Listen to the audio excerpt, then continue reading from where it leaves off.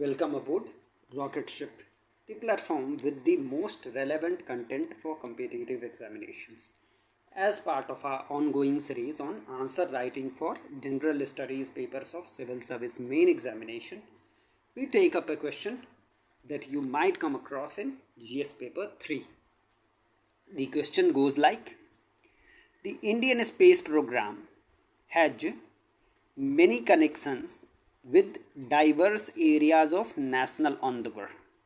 Explain. Briefly discuss some of the far-reaching initiatives planned by the National Space Program.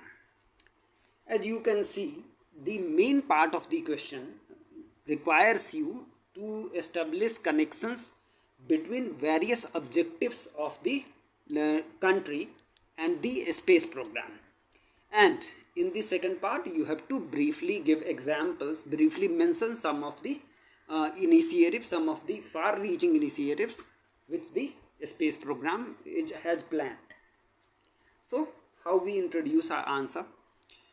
We can go into the timeline of development of the National Space Program. That is, we can start from the modest Thumba Equatorial Rocket Launching Station, that is TERS, which was established in 1963. You can write 1960s, to the first nation to land on Mars in the very first attempt and the first nation to reach the south pole of the moon.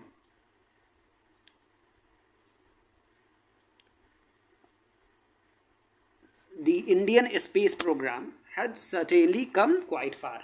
We can actually say that we have made much progress. And one more thing, it's important for the prelims that TERLS is the same rocket launching station to which Professor APJ Abdul Kalam was once connected. It's in Kerala, quite near to Thiruvananthapuram actually. Now, the Indian space program has covered milestone after milestone, helping expand the horizon of mankind's knowledge, which is the prime objective of any space program. However, equally important are the connections to the myriad areas of wider national objectives.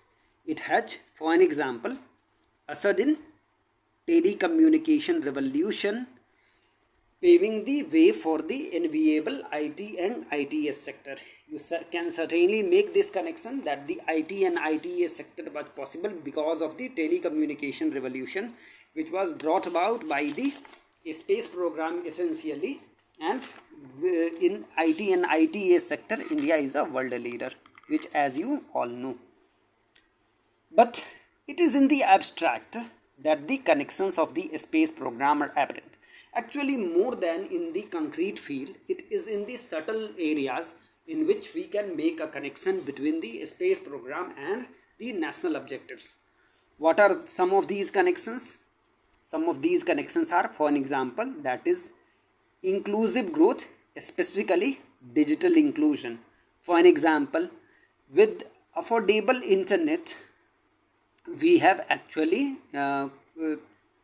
developed e-governance to a great degree. Online education is also there, which you know it has taken off during the pandemic time. Then comes disaster forecast and response. With better improved disaster forecast and response, there has been reduction in the casualty and human misery. Moreover, the space program can foster international cooperation. In a much divided world, this is one of the few areas where international cooperation is still seen. Then it can serve as an inspiration. The youth is attracted to science and research. With the news of the success of the space program, the youth is attracted to science and research. Moreover, nowadays, this is one of the you could say sunrise sector which can promote entrepreneurship and ultimately generate good quality employment. We will elaborate these points further. As you know, the communication satellites had revolutionized the television industry. Entertainment, news, and opinion was made accessible to many. Actually, take a pause here. If you were to think of it, it was due to the profusion of cable TV, especially the news channels, that we can say that it was actually helpful to the democracy in India. Even if you were not to agree with the cantankerous news channels, the particular style of news delivery, news journalism, but you cannot deny that with the profusion of news channels, there is virtually nothing under the sun which can escape their notice. So, for an example, even if a government was trying to hide something from these citizens, it's virtually impossible that the one or the other news channel would not bring it to your attention. So, ultimately, the telecommunication revolution has led to a deepening of democracy in India. Now it's the turn of internet. With one of the lowest data rates in the world, more people than ever can access digital services like identity verification, which is a part of you could say e-governance, that is Aadhaar based identity verification, direct benefits transfer, that is Pahal or Pratyaksh Hastantrit Labh, etc. Moreover, during the peak of the COVID-19 pandemic, the prospect of online education was realized, so much so that an entire edtech industry sprung up. You can certainly appreciate it. Without internet, rocket ship would not have been possible, or and you would have to pay for these quality services, which you are essentially getting free. Next, space technology. Remote sensing has helped in disaster forecast and response. An example which we are all often given, which is often given, is cyclones can be tracked and in real time, and this facilitates evacuation. The result is reduction in casualty. Previously, the casualty was very high due to cyclones. The fatalities, the deaths were too high. Nowadays, these have been reduced to a great deal. In a world riven by rivalries, that is divided by national rivalries, international rivalries among nations, space is an area that still presents hope for a shared humanity. Research and investigation data from missions like Chandrayaan, Mangalyaan, etc. are widely shared. The instruments carried by these missions are a result of cooperation among countries. And you could add it here that actually international cooperation is one of the directive principles of India. So it's really important that we promote international cooperation, and space is one of the areas where international cooperation is still practiced. The cutting edge space technology inspires and intrigues the youth. This is a celebrated example that the US Apollo program, that is the US moon landing program, had attracted the youth to the STEM field, that is science, technology, engineering, and mathematics field, which is again a part of long-term objective of the country. The country would want more youth to join research and development fields which come under STEM. Now, has been in news lately. The eye-popping valuation of Elon Musk's SpaceX is attracting talent and capital to space industry, so much so that experts are predicting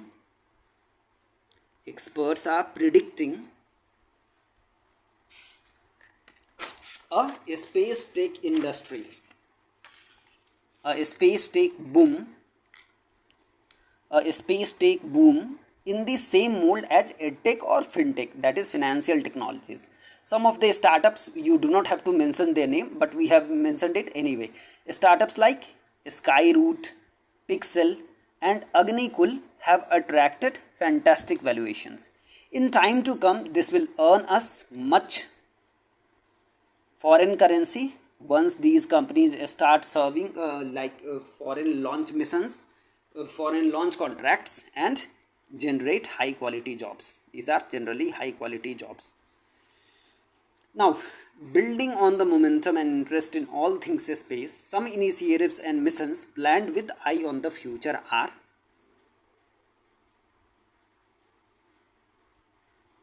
some missions with far-reaching, you could say, effect are Chandrayaan 3rd.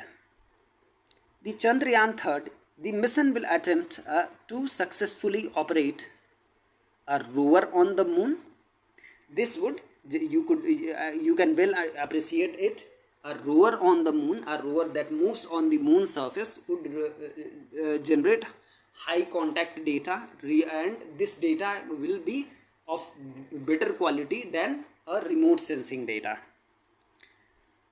Sukriyaan, that is the mission to Venus, will make a rendezvous with Venus, our twin planet. Sometimes the Venus is called the Earth's twin planet because it is almost the same size as our Earth. So having, you could say, understand about the Venus, have greater understanding about the Venus will help us also form some opinion about the Earth. For an example, its evolution, how the Earth came into being. These things we can get from the data that will be generated by Sukriyaan.